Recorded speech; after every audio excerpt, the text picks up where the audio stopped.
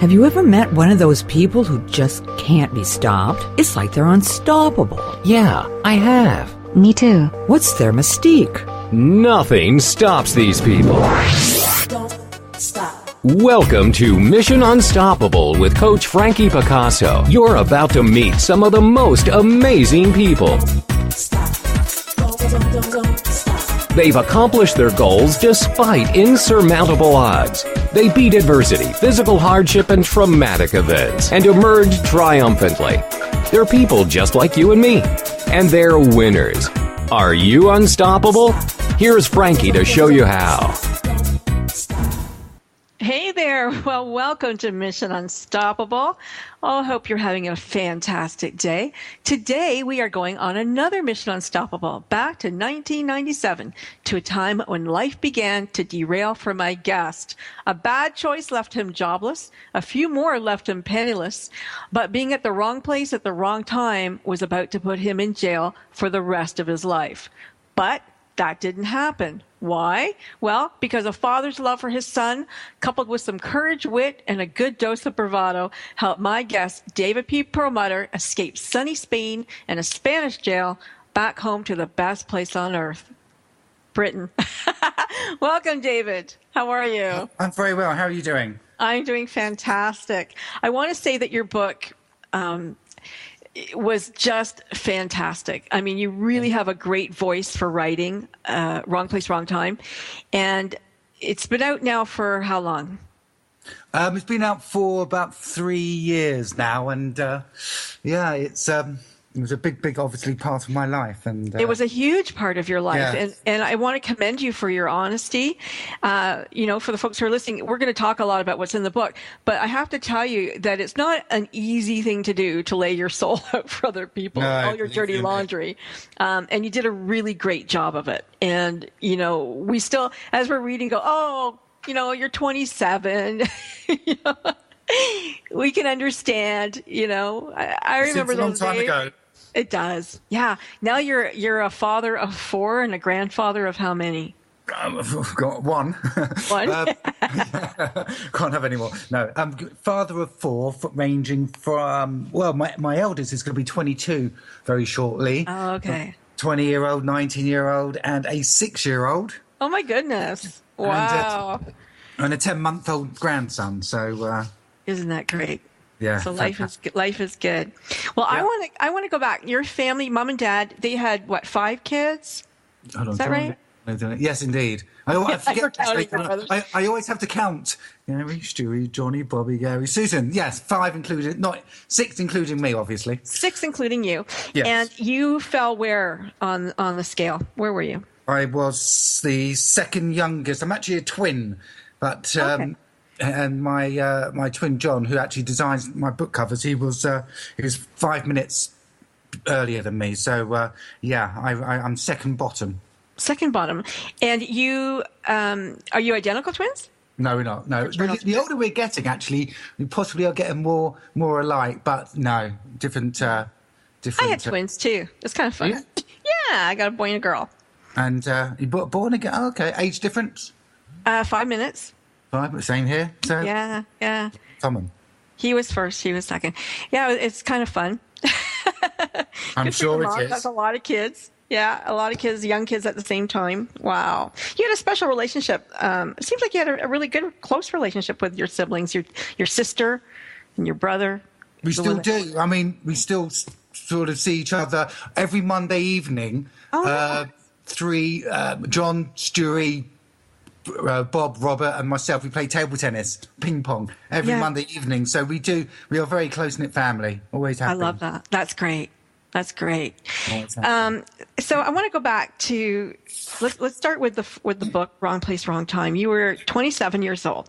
You had the world in the palm of your hand. You had a fantastic job. You were an egomaniac. You were driving a BM. You had a Beamer. You had a fantastic, apartment. Life couldn't look any better or brighter for you. Exactly. Yeah. And you went out one night of debauchery with your friends, celebrating. You were in real estate, and you had a big, indeed, yeah. and you had a big sale. You're about to get a $5,000 commission or £5,000 commission, and boom. What happened? Take us to that night. Take us to that day. Boom. I mean, it was a great day, really. I'm a bit of an egotistic, as you say, but I was in property for some time, and it was in London and doing deals, and I did this particular deal, and I met my friend Michael, who I still see, and we did one of our usual evenings, and after a while you think you own the world, or nothing can happen to you, and unfortunately that night I'd made a very, very silly mistake. Hands up. I mean, throughout the book I put my hands up, and unfortunately I did get caught. Well, wait, you guys went out, you went to a bar, you drank a bunch of drinks. Yeah. You got a little drunk, and then I think Michael might have pulled out a joint, so you smoked a little, and you got high. Yeah. And somehow you find yourself, in a parking lot doing donuts? Is that... Donuts? That's what we call them here, like wheelies. Oh, right, I'm going to say, I didn't have any donut jam. I wish I was a bit jammy, then I wouldn't have got caught. So, I did. I can still recall it now. It was in this estate in Hammersmith, and I was just being totally ridiculous, and all of a sudden police came, and there was no way I was going to get away with that, because the smell of alcohol on my breath, and probably my eyes were glazed, and probably slurring my words, and I can still recall him telling me to sort of walk in a straight line. It was a ridiculous, and put my hands up, and obviously I've never ever done that again. Right. And I would never advise anyone to do it. What are the laws in Britain? What were the laws like back? Are they the same as today? Well, exactly. I was about to say the laws were different. I mean, I'm not saying you couldn't. They would say go and drink and drive as much as you want, but it was a bit more lenient there, and also it was lenient regarding seatbelts as well. Really? Yeah. It's more lenient now. I find that. No. It's more lenient then. You can't get away with seatbelts now. Yeah, but, 80s and 90s, you could get away with more. Right. For so much more than what you can. I mean, now it's Big Brother, isn't it? So they took your license. They didn't just put you in jail. They took your license. Because here's I think it might be like a third strike. They take your license. No, so they took your license. I mean, you didn't hurt anybody. And how long were they going to take it for? Yeah. The standard is you're banned for a year, 12 months. Oh, wow. So you happened to work for a company who had a policy that said if you lost your license, boom, you're fired. Yeah, because, you've got to escort people to look at property. Right. You have to have people, obviously, in the car. You meet them there. It doesn't look good on the company. And it was the policy that if you're fired, you're dismissed straight away. And it was kind of interesting because when you contacted your boss to tell him about it, and he goes, "Gosh, I hope you're not telling him you're going to quit," because he needed you, he liked you, and then boom, he fires you. Yeah, I mean, unfortunately, was there anything he could have done, or it was just piss off? I think piss off, to be honest with you, and really? He was the boss and the manager, and so to speak, and I think no one is irreplaceable. Right. Obviously, our lesson, isn't it, on our egos? Nobody's irreplaceable. It is. I mean, we all got a little bit of an ego. Sure. Yeah. So you allude to that it wasn't the first time that you've been in trouble with the law. Were you kind of a spunky kid? Over here, that's a different meaning, spunky. I could have called you something else. Oh, no, that's fine. You can call me spunky. I don't mind.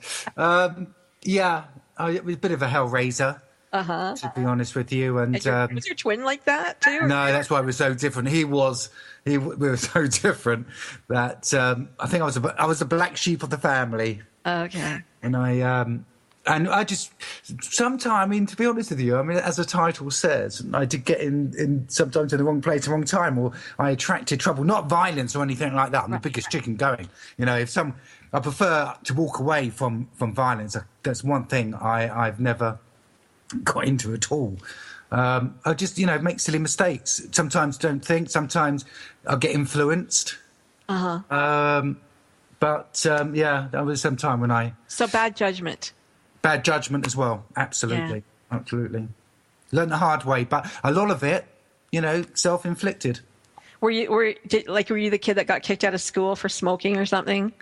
No, I didn't. Never got kicked out of school. No. Oh, that's good. No, I left school when I was 16. Okay, you kicked yourself out. Okay. Yeah, I kicked myself. I gave myself detention, and but no, I never got into trouble. Well, I got a broken arm at school. Did I get into trouble? I got the slipper a couple of times. God, this is like a confession tonight, isn't it? Yeah. Oh my God, I'm sweating. But no, I wasn't violent or anything like that. No way. Now, I'm a lover, not a fighter, as they say. Yes, and you've got 4 children. Yeah. What, 3 boys and a girl? I've got 2 boys, 2 girls. 2 boys, 2 girls. And are any of them like you? Did anybody take after you? A black sheep? Not really black sheets. My eldest, he's a bit of a. He's he's a charming boy. I'm not saying I'm charming, but no, I think that they do like going out. They do like drinking and this and Right. that. But these days, to be honest with you, it's as I said, it's not. You can't get away with what you got away with years ago when I was growing up. It's all changed, and I think they've got more to. I mean, they're at university and college and so forth, so. They're more sensible than I was. They're less distracted. So Yes. you left home that afternoon despondent. You lost your job. You lost the car. You're about to lose your great apartment because you can't afford it any longer. And you're about to move in with mom and dad. And we're going to go on a break in just a few seconds. But I want to, when we come back, let's talk about what it was like for a 27-year-old who had been living high on life to go back home and live with mom and dad for how long did you stay there?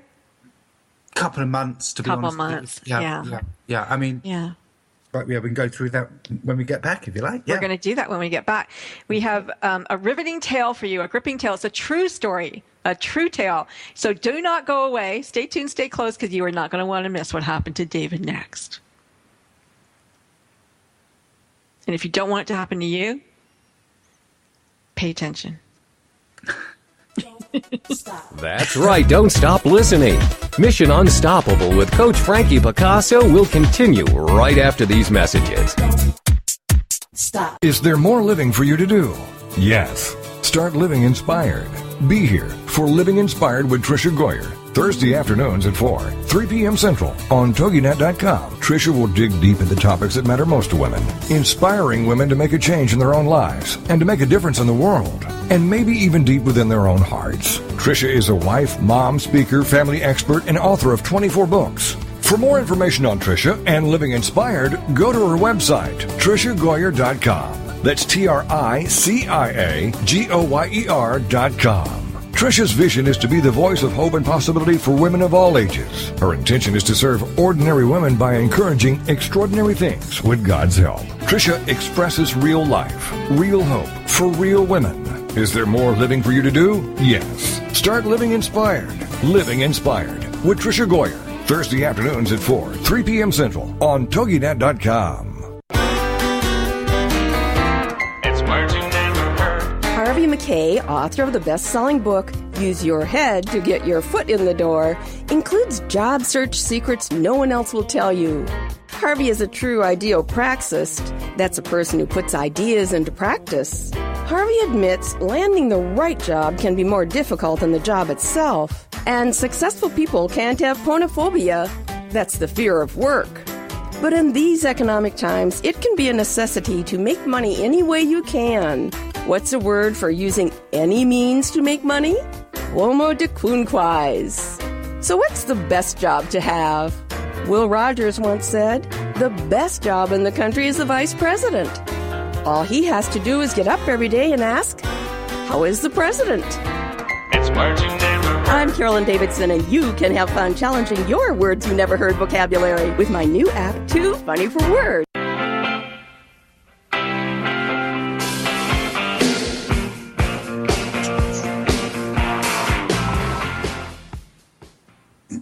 Okay, well, we're back with David Perlmutter. David wrote the book, Wrong Place, Wrong Time. We were just talking about the day that he lost his job. And we forgot to talk about the girls, because when you were at the bar with Michael, there was 2 girls there, and you kind of were sweet on one. And it seemed like throughout the whole book that you never had a problem finding women or picking up women. Women were attracted to you. Well, I mean, it sounds so big-headed, that, doesn't it? But I was only saying it how it was, to be honest with you. And, yeah, I mean, you said that you looked like, who was the actor that you said you looked like? The guy who played Robin? That is when I had hair. Right? And I'll tell you a funny story very quickly. May I? You can tell us a long story. Go ahead. Oh, okay. So, the guy was Michael Praed. He used to play Robin Hood, and he was in Colby's, I think, as Princess Michael. And we had similar hair. My sister Sue, or I call her Ping as a nickname, said, "Oh, you look like her." And I went to one club in London before that, and someone said, "Oh, you look like Michael Praed."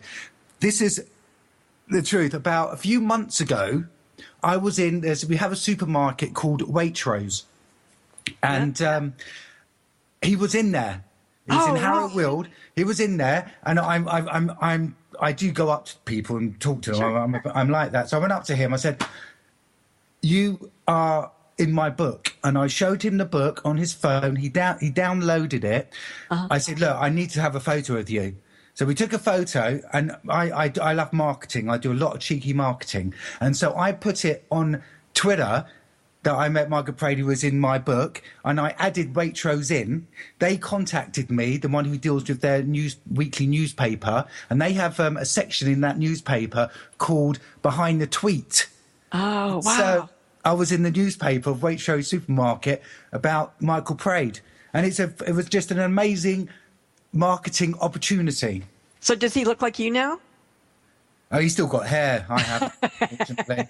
And do I still look like him? No, he's still good looking, and he's in a show I saw in our local London Standard newspaper, and no, he was really cool. He was nice guy. So the two of you, you and Michael, you were in this bar, and you found these girls, and the girls were ready to go off into another place, and you were following them in your car. Yes. And had you been able to follow them, you might have, missed out on this whole experience of going to jail. But you lost them, and you didn't know where they were going. So that's how you guys ended up doing what you did. Yeah, we lost them. I took my eye off the road. Mm-hmm. Do you know what? It's all talking to you. It is all coming back. Very clearly, I did take my eye off the road, and Michael was smoking a joint, Yeah. And obviously passing it to me. I mean, terrible. And I took my eye off the road, and we lost him. It was dark, and so we thought, sod it. Let's turn the windows down. Not electric windows in those days. You had to wind them down. Yeah. And listen to some music, and. We thought, hey, work was miles away from my mind, the following day. Mm-hmm. And I just lost it, to be honest. Well, I didn't lose it. I just wanted to have a bit of fun, but it was a bit of ridiculous, really. Well, you know what? Everybody needs to unwind every now and then. And you were young. You were 27 years old, 97. Yeah. Wow. What were you doing in 97, folks? Can you remember back then what you were doing? You know what I was doing? I was putting on the World Kickboxing Championships. Really? I managed a World Kickboxing champion, 12-time champion. Well, he became a 12-time champion after that. And, it's kind of fun. Anyway, back to you. So, eye off. I'm not going to mess with you, then. Yeah, eye off the needle and eye off the road. You missed up and you messed up. So now we've lost the car, we lost the Beamer, we lost the job. We lost the apartment, and we're moving in with Mom and Dad for a few months. Yeah. And kind of dejected, kind of feeling a little despondent. I'm thinking, to say the least. Yeah. Did you think that? The buses still work. You couldn't find another job. Yeah, but I think it was losing everything. I got a bit depressed, to be honest with you. And I know the buses and the trains, and I just most people get to work, right? Yeah, I know, but I'm not most people. No, I didn't mean that. No, I know. I just got a bit despondent, and I was, from having that. And it sounds, I'm not, it sounds, that was my job, but that was my profession.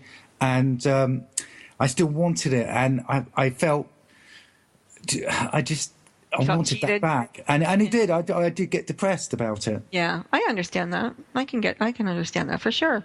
It was, you're having a time of your life. Yeah, everyone. For a big shot. Yeah, listen, I've learned. I've had lows since then. Life is a roller coaster, as they say, and it really is. You've got to take the good with the bad. But I think at that time, all I really wanted to do was to go somewhere else to run away from yourself, kind of. Yeah, I mean, really? We all want to run away. I mean, how many times do you hear people saying, God, it's Monday, I don't want to go to work, I just want to go away. Right. And I did that. So you went to Spain. I went to Spain. Why'd you choose Spain? Why did I choose Spain? It's probably the cheapest flight going. It was sunny. I've been before. I had a good time. And I think at that time of life, Spain was probably the most popular. Okay. So you didn't speak the language, though? No. Hola, and that was about it? No, because, English is the... and I feel, English is the most common language. And right. I can speak American and Australian. Actually, no, I can speak Portuguese. Yeah, American and Australian. I lived in Portugal for 7 years. Oh, not did so you? long ago. So I can speak, not fluent, but I can get by on that. But it's a different language. It's a different language. And Spain was very English. And where I actually went is very, very English. Okay.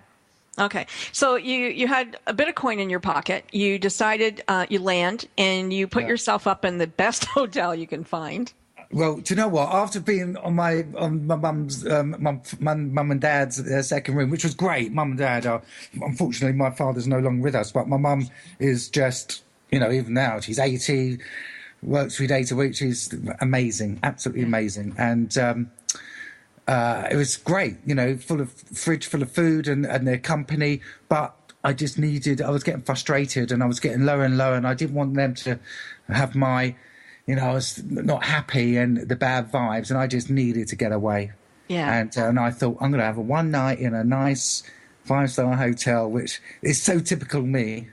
Not being in a 5-star hotel, not being able to afford it. I don't stay in a 5-star Champagne hotel. taste on a beer budget. Exactly. Yeah, okay. It's spot on. Yeah, okay. So you go to a fancy hotel. Yeah. What did it take? Like half the money that you had? Oh, half the, yeah, I mean. At least half the money that you had with you. And you go out for the night and you start, I start partying. Yeah. Where are the women? Where's the booze? Well, yeah, I mean, that was me, really. And, again, I'm not, it was just, I was there. It was a different environment. The sun, it was sunny when I arrived. It was warm in the evening. There was people on holiday there. They, when you're on a holiday, you just have a different way of life. You have a different atmosphere, and it was like that. It was like that. So you met a couple girls that were, it was their last night. They were ready to party, say goodbye to Spain, and so you ended up with one of them. With one of them, yeah. And for whatever it was worth. And did you ever see her again when you got back to Britain? No. It was no. Sounds terrible. You're making me out to be such a rogue. Well, you were a rogue. I know. Okay, I was a rogue. Yeah, I was. Can't whitewash it. I'm sorry. Okay, so you think, okay, I got to do something. Like, you didn't have that much money left, and you blew it. And so you start thinking, okay, well, I can live and work, play on the beach during the day and work at night. And you ran into a couple of blokes. Came across a couple of guys who he was a singer, right? He sang a singer, Kelvin. Yeah, he was in the army in Northern Ireland, and it was a great voice, and they sort of befriended me, and I became sort of not a roadie, but giving out, a roadie. Yeah, a little bit of a roadie, and it was good fun. Mm-hmm. So you brought the people in, he sang, and then people did karaoke, and you were the hawker out in the street going, hey, come on in here, everybody. It's a great show. The more people in, the more people drank, and the more commission I earned, so to speak, yes. Right. And how long did that actually go on for? Probably, I think about a couple of weeks, something like that, really. A couple of weeks until his absolutely stunning girlfriend. I didn't make a play on her whatsoever. She was stunning, and they were a great couple, actually. he was a good-looking guy, and she was lovely. And I think it was due to, his brother was a bit of a wet blanket, to be quite frank. There was nothing. Kel, the singer, was the one who attracted the people coming in because he was the singer and so forth. And I think he was, as he said to me before, he goes, he was in the army. He had a temper, obviously a jealous streak. There was nothing. I didn't do anything because I didn't want to disrupt. That was my income. Right. Yeah. And thinking about it, his brother was probably a little bit jealous. You got some attention that he didn't get. His brother was paying you some attention that maybe he wasn't paying him any longer. Yeah. And seeing the opportunity, seeing that the girlfriend was chatting you up and everything, he thought, I can deal with this. I can turn this around, get my brother real hot. Yeah. I don't think she was chatting me up. I think she was just being, people take that the wrong way with me. I'm just a friendly guy. Right. And she was being friendly. He was singing for 2 hours or something, and it must get a bit boring for her. Right. So we were just talking, and I think it just they got the wrong idea. Idea. So the wrong idea turned into a rough night for you. The wrong idea turned into, oh God, yes. I don't like being hit in the face. Yeah, not fun. So we're going to go to break in just a minute, but why don't you tell us, set it up for us so when we come back from break, we'll tell everybody what happened. It was just after he sang and we're having another drink, and he sort of lost it, really. He thought I was hitting, as they say, on his girlfriend, and he was getting more and more aggressive. I didn't want any of that. I just wanted to stay with friends with them, and he just lost it. He lost it, and she. What did she do? She was trying to stop him, hitting me. To calm down. The guy was in the army. He was, was he big? Muscular guy. It wasn't like 6'5", but he was broad shoulders. Obviously, been in the army. He's obviously had experience of discipline and. Oh, we gotta go. We gotta go to break. But when we get back, we're gonna find out how David fared. Okay. From some fists. That's right. Don't stop listening. Mission Unstoppable with Coach Frankie Picasso will continue right after these messages. Stop. LinkedIn. It's a great tool and a great way to do business in today's social media driven world. And Carol McManus is the LinkedIn Lady with the LinkedIn Lady Show. Tuesday and Wednesday afternoons at 4 p.m. Eastern on allbusinessradionetwork.com. The LinkedIn Lady Show is designed to inform, inspire, and educate businesses. Every social media site has a specific demographic, personality, and purpose. And the LinkedIn Lady will interview a variety of guests, such as business owners who can showcase their business and talk about how they use social media, such as Facebook, Twitter, YouTube, Google+, Pinterest, and of course, LinkedIn. For more on Carol and the show, check out her website, LinkedInLady.com. As trends change and new applications become available, the LinkedIn Lady Show will bring that information to you in an easy-to-use, fun, and engaging way. Every Tuesday and Wednesday afternoons at 4 p.m. Eastern, it's the LinkedIn Lady Show with Carol McManus on allbusinessradionetwork.com. It's the Fitness Minute with fitness expert Annette Hammond. When it comes to living a healthy lifestyle, there is a time to speed up and a time to slow down. When you are exercising, speed it up. By upping your intensity, you are burning more calories and giving your heart a more intense workout. Revving up your cardio work every once in a while does great things to your body. Speed up the workout and you will speed up the calorie burn. When it comes to eating, though, it is time to slow down. It takes your stomach about 20 minutes to send the message to your brain that you are full. That means you need to eat slowly so you can get the message before you have overeaten. By chewing each bite leisurely, you are able to enjoy the meal and the conversation. Put your fork down in between bites and get pleasure from the meal. For the Fitness Minute, I'm Annette Hammond. Visit our website at AnnetteHammond.com.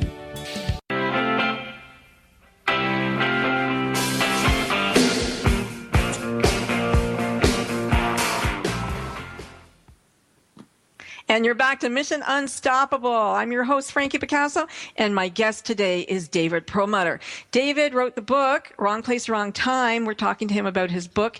He's now about a couple weeks into his Spanish vacation. He's about to get some fists and some feet flying at him due to a misunderstanding. Right, David? Oh yeah, misunderstanding. I'm still healing from the fist. No, it did hurt. Believe you me. I bet. You know. So you had a black eye. I had a black eye, my chin. And didn't he kick you on the way out just for good measure? Oh, cool. Oh, absolutely. I didn't. I don't think I retaliated, to be honest with you, because as I said earlier, I just don't like. I don't like fighting. I don't like violence. Right. I try to talk my way out of certain situations. But I couldn't with him because he just lost it. He was drunk, and people do think they're Superman or woman when they're drunk. But I didn't. I knew I was out of my depth. Yeah. Totally. So where did you go? Where did you go from there? Obviously by no that longer time in the posh hotel. So yeah. Oh no. By that time I was in this sort of beautiful setting in a courtyard, in a cheap hostel, and I went back there where I was staying, and I hibernated for a few days, really, because I didn't want to go out. My face was painful; it looked awful. I looked like the Elephant Man. Oh my gosh! And I just didn't go out, so I sort of stayed in the flat, the room in the hostel. But obviously my money was dwindling. I didn't really have any. And again, I felt really, really low on that point. I felt alone. I remember phoning my mum up. And every Thursday they had their friends round. And it was that particular night that their friends were around, and she was saying, "How are you?" and everything. I didn't want to tell her that I was in a complete state because she sounded so happy. And I do that got to me, actually. That's when I wanted to be back home, you know. But you couldn't because you had no money. I had no money, and I didn't want to burden her with it, even though well, you can ask me the questions later, but I didn't want to burden her. She sounded so happy, and I'd only been there for 2-3 weeks, and I wanted to feel that I wanted to think that I was okay. Yeah, because when you left, I think they were kind of worried about you. I think they probably just worry about you because you could get into any kind of trouble. Yeah, oh God, I know. It was being a parent, I totally understand. Right. I mean, I must have put them through hell. Yeah. You know. Yeah. I have a 27-year-old son. He's just gone off to Indonesia for a little trip. And I thought of you. I was reading your book at the time. I'm like, oh my God, like you can get into so much trouble. You don't know, right? You don't even know what you can do. So I mean, here you are a couple weeks in, and you can't even afford your hostel anymore. I mean, it's pretty bad when you get kicked out of a hostel. Yep, it was. I didn't have any money. I was eating oranges from the orange They were grove. free from the orange trees in the street. Well, yeah, I thought, look, might as well eat that. A bit sour, vitamin C. Yeah, it was. It wasn't fun being kicked out because he had everything apart from my passport. So I knew I had to keep my passport. That was the main thing.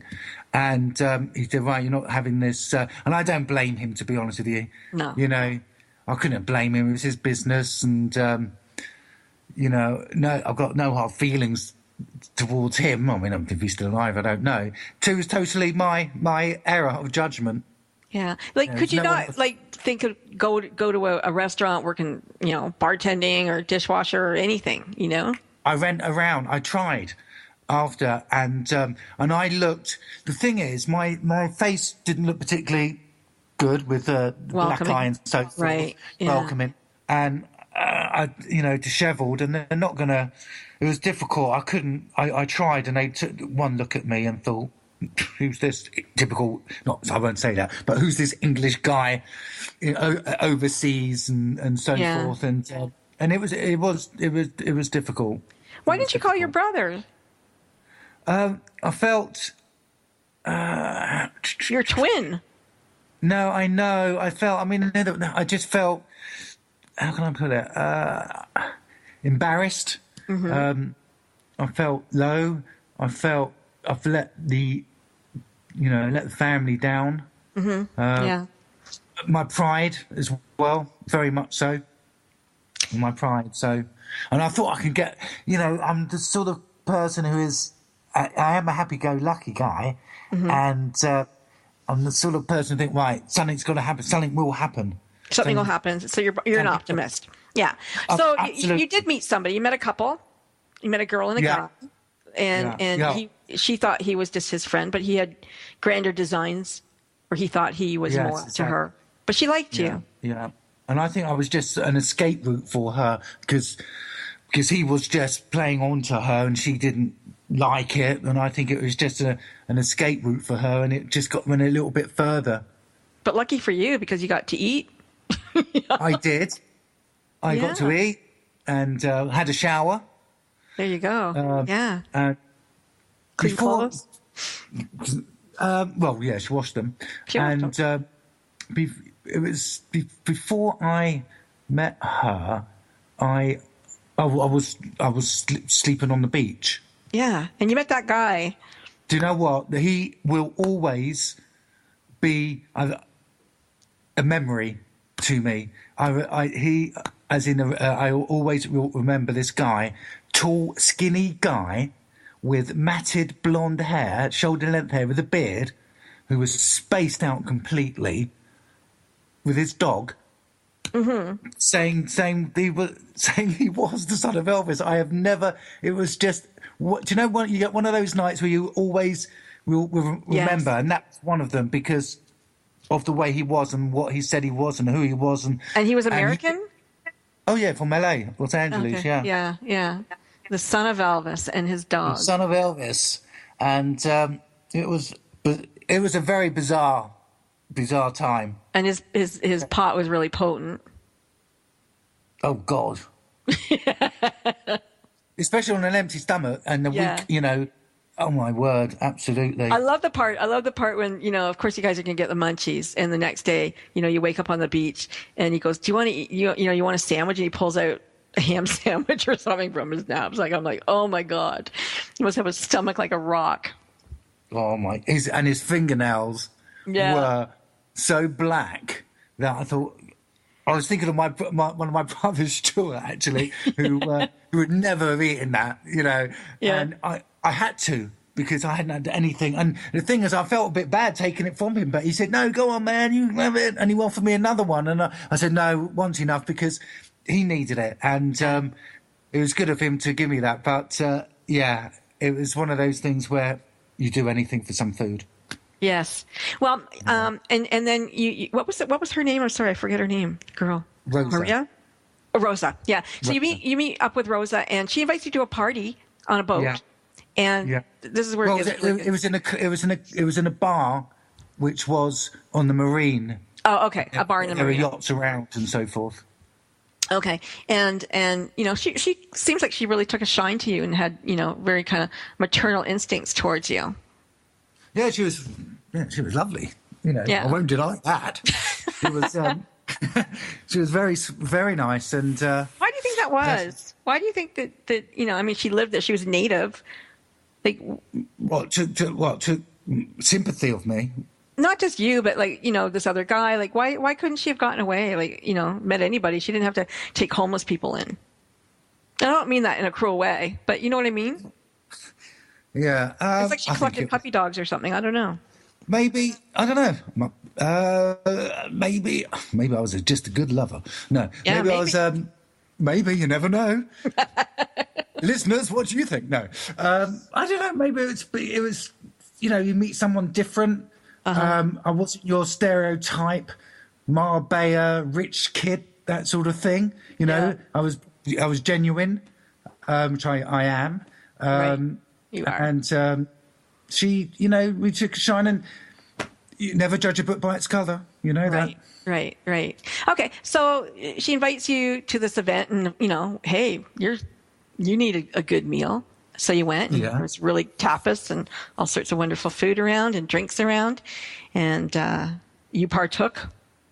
And then I did. Can I just say something? Yes. Yeah, this is very weird because even though I live in my own apartment down the road, I'm actually at my mother's, right? She's just walked in. Isn't that funny? I'm just on the radio, Mum. Hi, Mom. Hi, Mum. You're listening. You've been 500,000 people are listening to you now, Mother.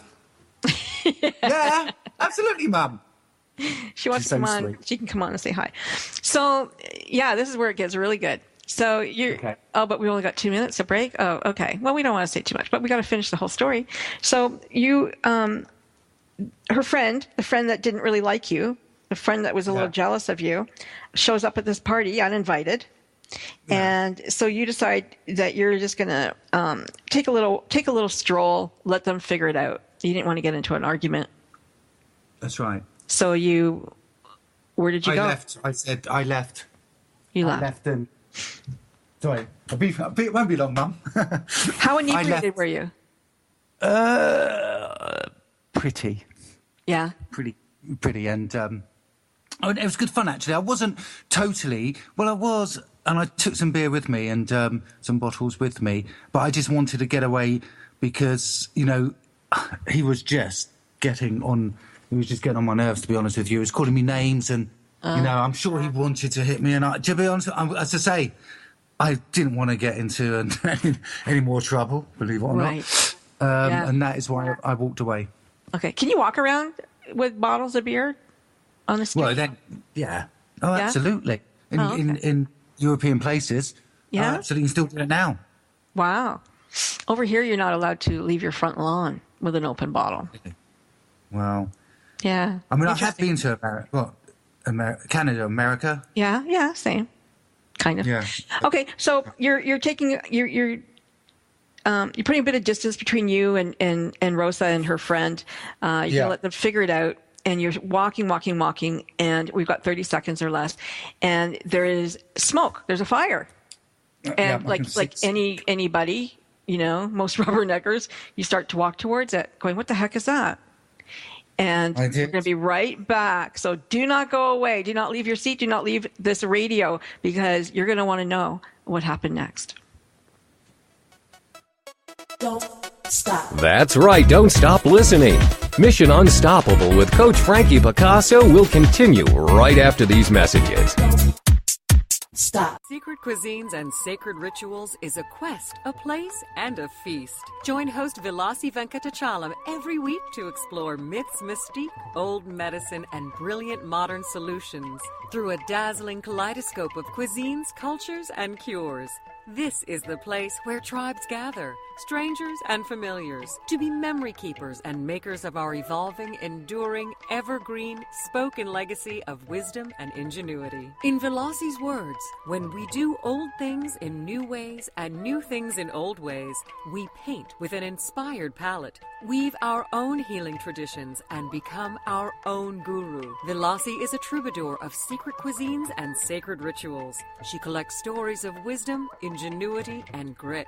She believes wellness and transformation happen when you stand at the threshold of delight and discovery. She displays her hidden penchant for drama when she leads the Safari at the Supper Club. Her favorite pastime is to extol the marvels of cuisines, cultures, and cures. To her audience in workplaces, seminars, and salons, her mantra is, be your own guru. She is a biochemist, botanist, and alchemist who likes to churn delightful, useful things from a brew of art and science, ancient and evolving, old medicine, and new cures. Join Vilasi every Friday at 11 a.m. Eastern Standard Time, only here on the Woohoo Radio Network.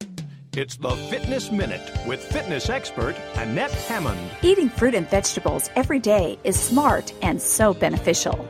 A good plan is to have a piece of fruit and or a vegetable at each meal. It's easy to incorporate fruit at breakfast and vegetables at lunch and dinner. Remember to keep your diet colorful, literally. When choosing fresh produce, look for deep colors. Dark colors are packed with nutrition. Your best choices are red tomatoes, dark leafy greens, and anything that is rich orange, red, or yellow in color. Sweet potatoes, carrots, green peas, garlic and onions, red and green peppers, and broccoli are all good choices. For fruit, choose strawberries, peaches, watermelon, mangoes, or grapes. Keep your choices colorful and full of important minerals and vitamins. I'm Annette Hammond. If you're a fan of Fitness Minute, like us on Facebook at Fitness Minute with Annette Hammond.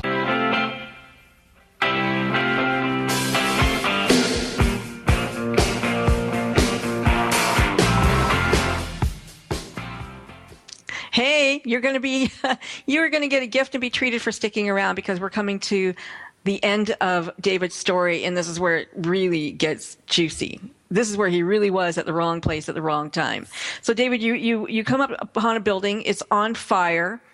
There's firemen, there's police, there's everybody running around, and you happen to go to the side of the building, and you see this woman, third floor, I think, screaming, "Help me, help me, help me." The place is like burning down. Yeah, I mean, it was dark. I heard her, and I just couldn't believe that there was no one going to...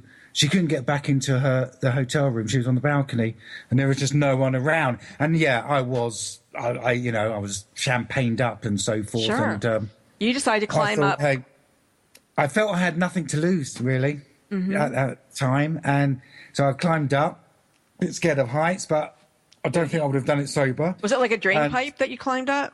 Yeah. I don't know. I did it, but I did it. And I managed to get hold of her and help her down. And get her to the paramedic and on the way to the hospital. And so that saving somebody's life is, the adrenaline is rushing. It feels good. It felt really good, right? And you thought, hey, that felt so good. I'm going to do that again. Exactly. And a little bad judgment because of the alcohol. But, yeah. I went back inside, and I was just going up from floor to floor. I felt I had nothing to lose. I had alcohol inside me, and I thought, sod it. Let's do it. And then I heard this this chap sort of on his knees and coughing and so forth, and quite a heavy chap, and I managed to somehow get him out as well of the hotel. So now there's two people that you saved, and you think, you know what? I'm going to do it again. And the firefighters are doing it. The police are doing it. Like, there's a lot of activity, and smoke is everywhere. And boom, you rush back into helping each other. Yeah, everyone was helping, and that's exactly what I was doing. I wasn't thinking, well, I want to be this hero, anything like that. It was just, you see people, and they need your help. Even today, I would help people. Right. So I went back in. And this is the bit that really gets to me is, seeing dead bodies. Right. But let's you walk back in, and there's a police officer bringing somebody out, looked at you, gave you a really kind of weird look, you said. A weird look on the And you're knocking on doors and whatever, and you come across some people who were charred remains of a few people, which kind of stopped you in your tracks, as it would anybody. Oh, God, absolutely. And that is what I don't know if you want to say, I can say it about the papers and so forth. The papers, my friends have still got cuttings. I stepped over dead bodies to loot, which is completely not right. I did move away from the dead bodies, but I carried on. And I kept knocking on the doors of the rooms. Didn't hear. I went into one particular room, searching, nothing around, and that is where I made the biggest mistake. Error in judgment. Yeah. So there's coins on the table. There's a couple credit cards. Nobody was there. You saw a woman's passport. She was British, I think. Yeah. And she wasn't around. And hey, you were in a foreign country. You had no money at all. Didn't know how you could get home. Weren't going to ask anybody for help. And you thought, here's a bunch of loose change. And you took it. And you took the credit cards. Yeah. And I was just desperate, as I say. 27. Champagne. Well, this the whole thing, the fire and this and so I took the cards, hands up. Totally, I should never have done that. You ran out. Coins, I ran out, and then I put the coins because they were heavy. I can see it now near some rocks, so no one would find them. But I kept the bloody cards in my pockets, and along with my passport. Do you think you would have used them? Pardon? Do you think that you would have used those cards? No. In the morning? I'm not like that. I think I just did it out of, I don't know. I mean, I just did it out of panic, really. Yeah. I'm not, I wouldn't have done that. I wouldn't. So you're laying on the grass, and the police, because I told you we have to move a little quickly. Police officer comes along, grabs you, and says, "You're under arrest." Yeah, I saw you're running away, and I was saying, no, I wasn't running away, I was helping. And then he threw me onto the car, my legs spread and my arms on the roof of the car, and patted me down, got hold of my passport, got hold of the credit cards, looked like they're not the right names or similar names, and handcuffed me, pushed me in a car, and then it went off to jail. Downhill. Off to jail. So you're in jail about 11 days, I think, before you knew what the heck was going on. Yeah. It was in basement jail. And all they gave you were like a clementine and water? Absolutely. They don't feed you in Spanish jail? You just get an orange and some water? Wow. Yeah, I was in the basement area of, I don't know where I was, police station, right in the basement. Somewhere. Yeah. I can still see me there, like looking out from the back of the cell, and these other guys in there. I mean, I was the only English one there, and they were just shouting and hollowing, and that is the first time I've ever prayed to God. Believe you me, I prayed to God. You must have been scared, really scared. Yeah, totally. So a public defender comes, and she says, "Do you know why you're here?" And you're like, "No."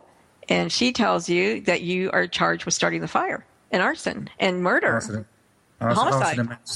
Arson and manslaughter. Yeah. Wow. Yeah. You must have freaked out. I've never been so scared in all my life. I've had some hairy moments, but that was the worst. So you're going for an arraignment, and before your trial, and you meet this gentleman comes up and he says, "Hey, you know what? Fellow Brit says I can help you, and you go, "Oh, are you a lawyer?" You go, "No, but I'm a reporter, but I've done this before, and I can probably get you out on bail. You can probably come and stay with me for a little bit before trial. Just listen to me, and I'll help you out." Yeah, I remember him so well. I know the newspaper, it's still going, and it's a very famous newspaper, and he worked for. And so he asked you for your story. You told him your story, and he totally screwed you. He screwed me, and I had to go. I had to get out. I had 72 hours, and you're staying in his apartment before you're about to go. The next day you're going to go. You have to go back to court, and you're about to be sentenced. And you've been staying with him for a couple of days, and he's holding your passport, and you got to go. So you go to a cell phone, or you go out to a payphone, and you call your dad, and you say, "Dad." Well, I called my brother, and my brother said, "Dave, your story is next to a photo of George Michael in the paper." So that's why one chapter is called George Michael. And and I always remember that moment. And I said, "Look, you got to get Dad to give me a call." So my dad did call me after a while, thinking he wasn't, and he, after me telling him I've got to do it, he didn't want to do it. He's a very honest guy. My dad was absolutely lovely, beautiful, honest guy, and he got me a ticket. God knows how I found. She gets 26 miles away. I know. God knows how I found the travel agent, but I did. This is where that bravado and some luck and a father's love comes in, because he got you a ticket with a travel agent. She's like 26 miles away. You've got no car, no money, nothing, and you're on the lam, and your face is plastered everywhere, and you're in the newspapers, British and Spanish, and now you've got to start hiking it over to the little town where your ticket is, and then hopefully find your way to the airport and get on before they pick you up. I know you're gone. No, I'm here. And you're there. What's absolutely amazing, I mean, your heart starts to pound for you in the book. And I'm like, oh my God, is he going to make it? Is he going to make it? And, you can get picked up and put in jail just for hitchhiking. And you're going through the Spanish countryside and some kind people picked you up, and one guy took you over to the airport and you're weak because you haven't eaten. And, you've just been kind of on whatever. It's been a hot day, no water, nothing. You get on that plane. Did you ever, sitting in that plane, just keep praying, please, please, please, just take off, take off, take off? I did, and it was, I felt really bad because what I was wearing was what I wore from the fire and being in jail. Right. I must have smelled. I mean, everyone's vain in their way. I mean, I like to look nice. Right. But I felt totally far from it, and so not only did you have to get through customs, going out, you had to get through customs coming into the country. Exactly. And how absolutely amazing, David, that you have never, ever been contacted. I know. Is there extradition from Britain to Spain, or what? Maybe it wasn't that important. No idea. I've never been back. I wouldn't go back. No. But I personally think that, in fact, what I'm working on something at the moment. If I can say, I'm working on a sequel to it. Okay. And and it's going to have newspaper cuttings, and it's going to say what actually how the fire started and so forth. Oh, you found out? Well, through the grapevine, to be honest with you. Okay. Well, you know what? I'm going to cut you off just for a moment because we only have 2 minutes. I want to tell folks how to get your book. Wrong Place, Wrong Time, and it's on Amazon. Your website is? It will be. I've got a blog at the moment. In a couple of weeks, I'm just having a new one done. It would be www.davidpperlmutter.com. And it's Perlmutter. And if you put it in Google, not being funny, put it in Google and it would come up, or Amazon, that book and the other books will come up. Yeah, and you've got other books. My Way is one. I've got two called My Way, which are marketing books, and I've got another one which is a fiction called 5 Weeks. Okay, wonderful. David is a fantastic writer. I'm sure that anything that he has written is brilliant. I saw his book. I found you on Twitter. You were on my Twitter. Yeah, you know what? It was on my Twitter, and I thought, that sounds interesting. And, of course, you have a famous name with the other David Perlmutter, who's a doctor. Well, I know people get us. Do you know, I've had some reviews saying, wrong book. I wanted Dr. David Perlmutter. And but people can also always follow me on Twitter. It's at Dave P Perlmutter. And we have to say goodbye to you. You've been such a wonderful guest. Oh, thank you for being a wonderful host. Thank you so much for being my guest today, David. It was so nice to meet you, and I wish you all the best. And please stay in touch. No, absolutely, we will do. Thank you very much indeed for the invite. Take care. It's been Mission Unstoppable. Stories of people who, when the odds were against them, turned defeat into victory. You've been listening to Mission Unstoppable with Coach Frankie Picasso. See you next time, and always remember... Don't stop.